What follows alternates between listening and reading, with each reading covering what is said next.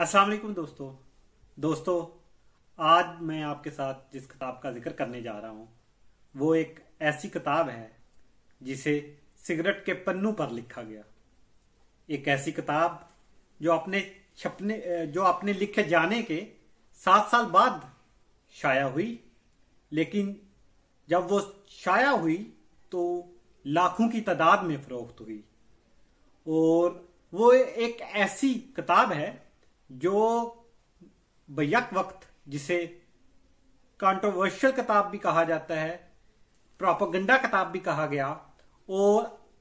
بعض لوگ اسے اپنے عہد کی مقدس ترین کتاب بھی مانتے ہیں. ایک ایسی کتاب جس کا ترجمہ 90 زبانوں میں ہوا، اور وہ کتاب جس ملک میں شائع ہوئی اس ملک کے ہر 10 سال کے بچے کو وہ پڑھائی جاتی رہی، تاکہ اس ملک کا ہر بچہ جو ہے اس کتاب لکھنے والے اور اس کی جدوجہد سے متاثر ہو، متعارف ہو. میں جس کتاب کا ذکر کرنے جا رہا ہوں اس کا نام ہے نوٹس فرام گیلوز. نوٹس فرام گیلوز اس کتاب کا لکھنے والا ایک ایسا شخص ہے جس نے اپنی ہمت، ولولہ، ثابت قدمی اور نظریاتی سچائی کو ثابت کرنے کے لیے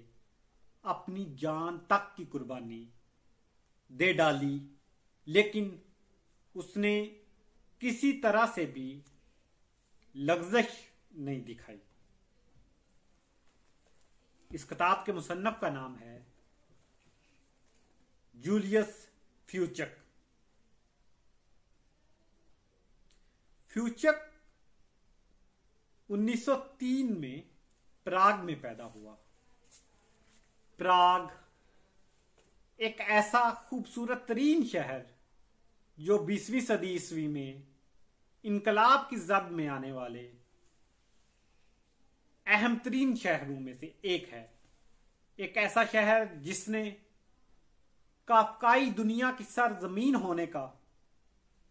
فخر حاصل کیا. ایک ایسا شہر جو آج بھی میلان کنڈیرا کے ناولوں میں ہمیں زندہ نظر آتا ہے. بلکہ اگر آپ فیوچک کا یا فیوچک کے عہد کا پراگ دیکھنا چاہتے ہیں تو آپ میلان کنڈیرا کو پڑھیں، اس کی کتابوں کو پڑھیں، اس کے ناولوں کو پڑھیں، تو آپ کو پتہ چلے گا کہ یہ کس طرح بیک وقت ایک خوبصورت ترین شہر ہونے کے ساتھ ساتھ ایک ایسا شہر بھی رہا جس میں قتل و غارت، ظلم کی ایسی ہولناک داستانیں قائم کی گئی کہ جس کو سن کر آپ کے رونگٹے کھڑے ہو جائیں گے. تو جولیس فیوچک جو ہے اس نے اپنی ابتدائی تعلیم پراگ میں حاصل کی، وہ اور اپنا کیریئر جو ہے بطور صحافی اس کا آغاز کیا، اور صحافت کے ساتھ ساتھ وہ communist party of Chicco Slovakia کا کور ممبر رہا. چیکو سلواکیا جو آج کے دور کا چیک ریپبلک اور سلواکیا ریپبلک کے نام سے جانا جاتا ہے. فیوچک نے جب چیکو سلواکیا کی کمیونسٹ پارٹی کے عہدیدار کے طور پہ کام کرنا شروع کیا تو اس نے مختلف ممالک کی سیر کی اور وہاں کے حالات کے بارے میں لکھا. خاص طور پہ اس نے کمیونسٹ ممالک کے اوپر مختلف مضامین لکھے اور اپنے سفر کے دوران دیکھے جانے والے واقعات اور اپنے تجربات کو شیئر کیا. یہ کتاب جس دور کا ذکر کرتی ہے، جس ٹائم سپیم کو کور کر رہی ہے، وہ 20ویں صدی کا ایسا دور ہے جو انتشار، جنگ، بدامنی، قتل و غارت اور نفرتوں کا دور تھا. ایک ایسا دور جس میں جنگ عظیم دوم لڑی گئی. یہ کور کرتی ہے 1939 سے لے کر 1943 تک کے دور کو. وہ وقت جب communist party of Chicco Slovakia کو بین کر دیا گیا اور اس کو انڈر کور ہو کر کام کرنا پڑا، تو جولیس فیوچک نے اس میں سب سے اہم کردار ادا کیا اور اپنا جتنا بھی کام تھا وہ اسی طرح سر انجام دیتا رہا جس طرح اس نے نارمل حالات میں کیا تھا۔ جرمن نے جب چیکو سلواکیا پر قبضہ کیا تو انہوں نے یہ کوشش کی کہ جتنے بھی رشین حمایتی ہیں ان کو پکڑ لیا جائے تاکہ انتشار نہ پھیلایا جا سکے، اور خاص طور پر جب جون میں انہوں نے رشیا پر حملہ کرنے کی تہیہ کیا ہٹلر نے، تو اس نے سب سے پہلے ان ممالک میں جہاں رشین ہمدرد موجود تھے ان کو قید کیا یا ان کو قتل کر دیا۔ اسی وجہ سے فروری 1941 میں کمیونسٹ پارٹی جتنے بھی کور ممبر تھے ان کو گرفتار کر لیا گیا، لیکن اس دوران بھی فیوچک گرفتار نہ ہو سکا اور وہ پورا 1 سال نازیوں کے خلاف اپنی جدوجہد جاری رکھے ہوئے تھا۔ اور پھر ایک دن ایسا آیا کہ اس کے دوست کی غداری کی وجہ سے وہ قید ہو گیا، اور یہ نوٹس جو کتاب کی شکل میں چھپ کر پوری دنیا کے سامنے آئے اور جنہوں نے پوری دنیا کو متاثر کیا، وہ اس نے اپنی جیل کی کوٹھڑی میں بیٹھ کر لکھے تھے، اور ان نوٹس کو 2 چیک سپاہیوں نے باہر لایا، حالانکہ وہ یہ جانتے تھے کہ یہ چھوٹے چھوٹے کاغذ کے ٹکڑے ان کی جان لینے کا موجب بن سکتے ہیں، لیکن انہوں نے اپنی جان کی پرواہ نہیں کی اور ان اہم دستاویزات کو اکٹھے کیا۔ یہ کتاب ہمیں بتاتی ہے کہ کس طرح نہ صرف فیوچک پر بلکہ جرمنز نے اس عہد کی جو کمیونسٹ نظریات رکھنے والے لوگ ہیں ان کے ساتھ کس طرح کے ظلم و جبر کو اپنایا اور کس طرح تفتیش کی جاتی تھی، اور کن مشکل ترین حالات میں فیوچک نے اپنے آپ کو ثابت قدم رکھا۔ ایک ایسا دور جب باہر جنگ عظیم دوم لڑی جا رہی ہے، جرمنز پورے یورپ پر قبضہ کرنے کی تہیہ کیے ہوئے ہیں، ایک طرف وہ لیننگراڈ پر قبضہ کر چکے ہیں اور وہ پورے رشیا پر قبضہ کرنے کی طرف نکل چکے ہیں۔ ایک ایسا وقت جب فیوچر کی تھوڑی چھوٹی سی معلومات بھی بہت اہم ثابت ہو سکتی تھی، وہ ثابت قدم رہا اور اس نے کوئی ایسی معلومات جرمنز کو نہ بتائی جس وجہ سے اس کے ساتھیوں کو نقصان پہنچ سکے۔ نوٹ فرام گیلوز میں جو ظلم، جبر اور تکلیف کے واقعات ہیں، یہ وہ واقعات ہیں جو تقریباً پوری دنیا کی جیل کے قیدیوں کو برداشت کرنے پڑے، لیکن فیوچر کو جو برداشت کرنا پڑا وہ کہیں زیادہ ہولناک تھا۔ فیوچر کو ڈنڈوں، مکوں، گھونسوں سے مارا جاتا اور اسے ہر طرح کی تکلیف دی جاتی، بس اس کی جان نہیں لی جاتی تھی، کیونکہ وہ ایک انتہائی اہم شخص تھا جس کے پاس بے شمار قیمتی معلومات تھی۔ اس کی جو کوٹھڑی کا نمبر تھا وہ 267 تھا، اور اس کے نظریاتی ساتھی جو تھے ان کو قتل کر دیا جاتا۔ اس کی ساتھ والی کوٹھڑیوں میں وہ آتے تو تھے، لیکن چند دن کے بعد وہ قتل کر دیے جاتے یا غائب کر دیے جاتے۔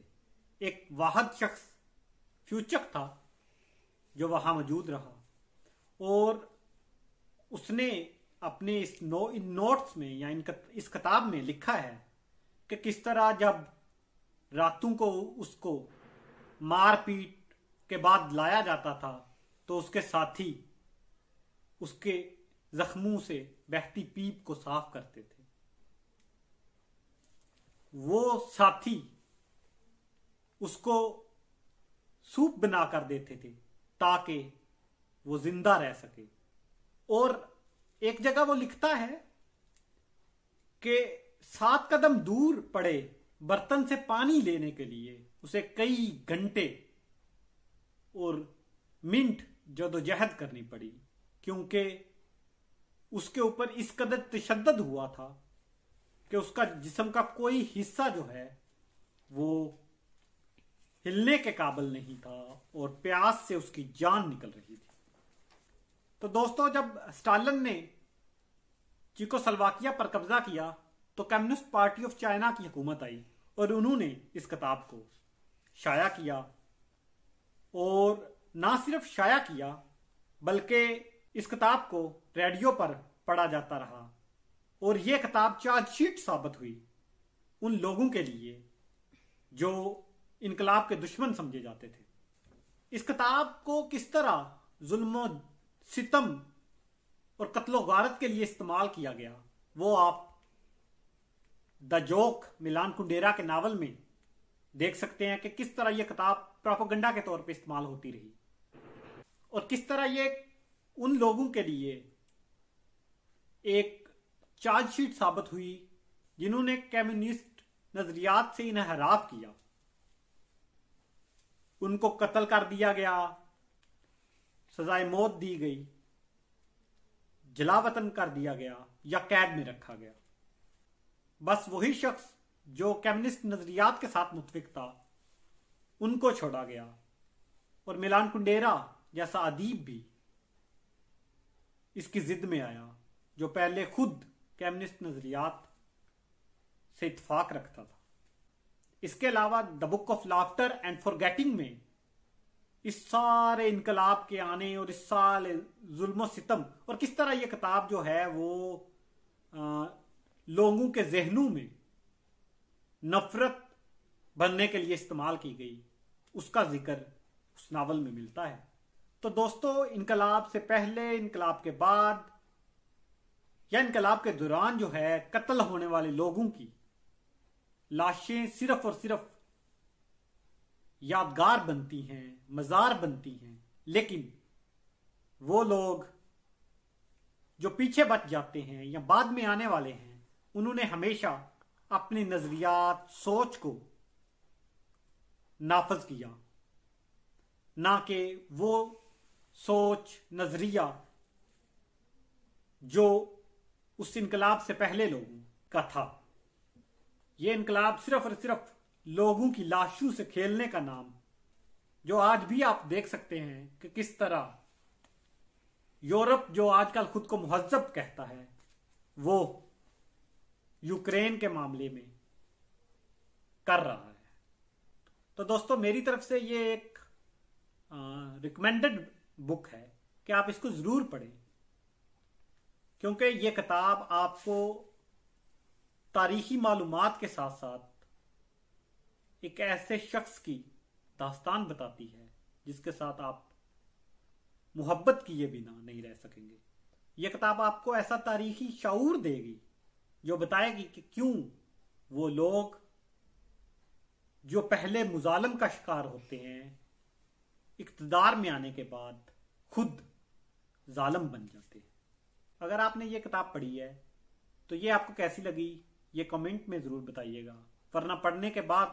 تو لازمی اپنے خیالات کا اظہار کیجیے گا، اور یہ بھی بتائیے کہ مجھے نیکسٹ کون سی کتاب پر بات کرنی چاہیے، اس کا ذکر کرنا چاہیے۔ تب تک کے لیے اللہ حافظ۔